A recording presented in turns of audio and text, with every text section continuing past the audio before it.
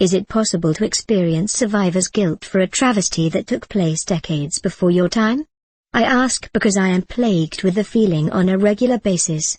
During the weekend of Freddie Gray's death, I embarked on a family vacation that prompted a visit to the National Civil Rights Museum in Memphis, Tennessee.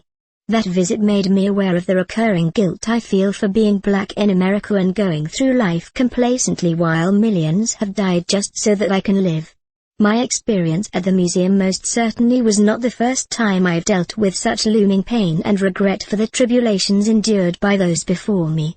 In fact, I often feel it when I'm confronted with the horrid facts of the past in which American society chose to see African Americans as subhuman, therefore proceeding to treat them as such.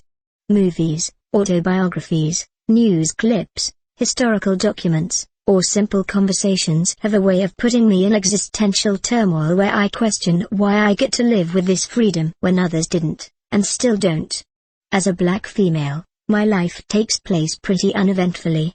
I sit at the front of a public bus nearly every day on my way to work. I'm openly affectionate with my white partner in public. I get to rant about the status quo and government blunders without fear of repercussion from white listeners, and I've held managerial positions that have allowed me to delegate work to all races and creeds.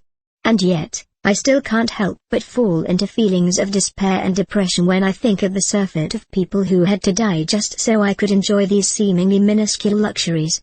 The National Civil Rights Museum is an awe-inspiring experience that every soul should experience. It's a walk through time during America's gestation, where social mindsets were incidentally at their most outwardly heinous. Through a series of rooms, visitors of the museum trace the roots of African Americans. The first room focuses on the arrival of enslaved Africans packed together like rotting fish in a tin can within the Middle Passage, before delving into our political liberation and current ongoing struggles with economic divide based on racism.